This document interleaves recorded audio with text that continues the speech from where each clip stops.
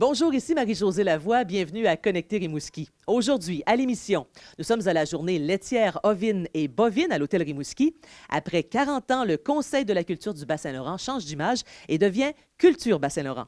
Mais pour tout de suite, rendez-vous à l'école Lestran de Nazareth où les élèves ont eu la chance de rencontrer... Bienvenue à Connecter Rimouski.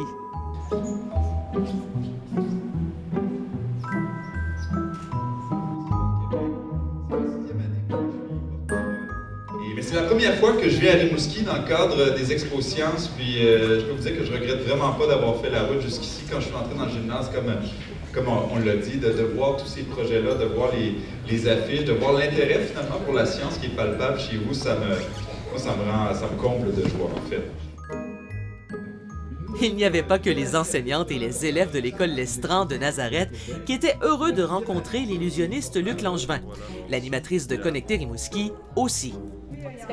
Ben oui. Bonjour, M. Langevin. Bonjour. J'aimerais ça avoir un autographe de vous pour mon caméraman Guillaume et moi, Marie-Josée. Parfait, je vous signe ça. Merci.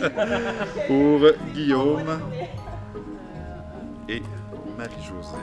Voulez-vous que je vous tienne le... Non, ça va, je suis habitué, j'ai pas fini de le faire aujourd'hui, je pense. C'est pour l'émission Connecter Rimouski. OK, parfait. Bien gentil. Ben, c'est un plaisir. Voilà. Il y a quelqu'un que j'aimerais faire disparaître dans ma vie. Peut-être qu'on pourrait se parler après pour... Oui, la liste d'attente est longue par contre pour ça, il y a beaucoup de demandes. Merci beaucoup. Voilà, Marie-Josée. La science dans votre vie a été très importante pour votre métier d'illusionniste. En quoi ça vous a aidé?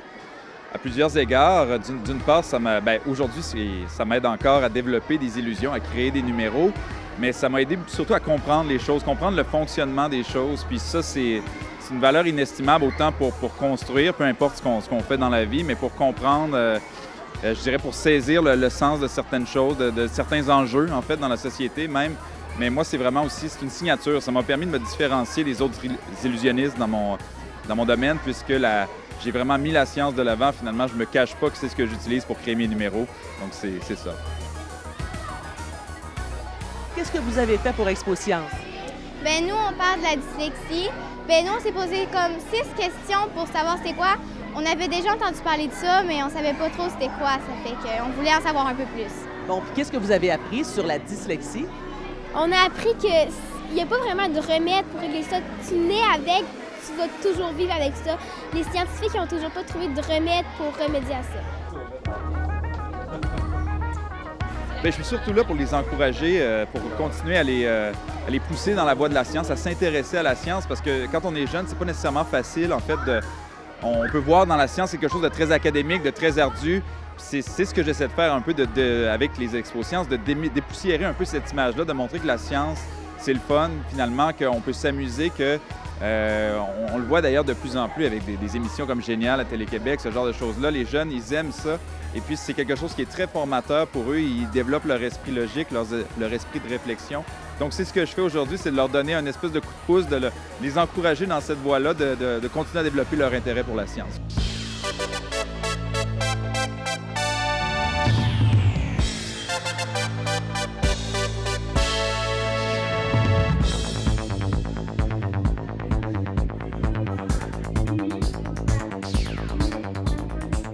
Antoine et Thomas, la fibrose kystique, c'est quand même un sujet assez difficile. Qu'est-ce que vous avez appris en travaillant là-dessus? On a appris que ça attaque les poumons. Au début, on ne savait pas trop. Moi, je pensais que c'était une maladie. Parce qu'il y a une des personnes de ma famille qui l'a.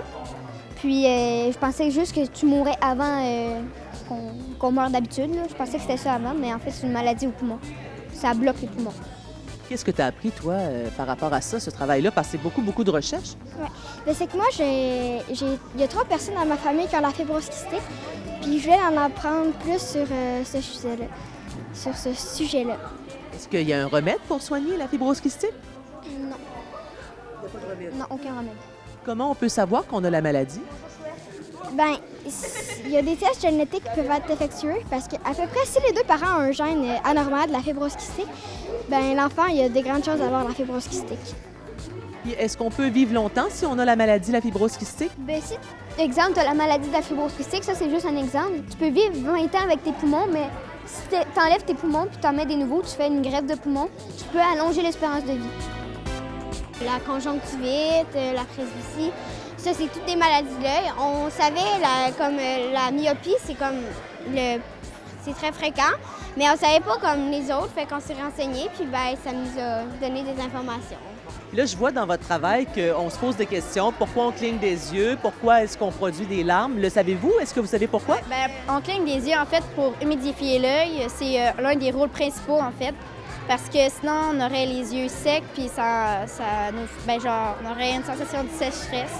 Fait que c'est pour ça qu'on cligne des yeux, et on cligne 25 000 fois des yeux par jour en moyenne.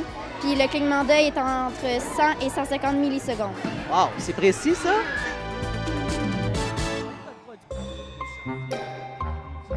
L'école Lestran de Nazareth célèbre sa semaine scientifique. Et sur toutes les écoles du Québec, 2 seulement ont reçu la visite du porte-parole officiel, la polyvalente à la Chute et l'école Lestran du district de Nazareth. On a un billet de 20 percé. Et je vais faire usage de ce qu'on appelle l'effet tunnel. C'est un phénomène physique connu par les physiciens depuis quelques années. Regardez bien, si on retire le crayon,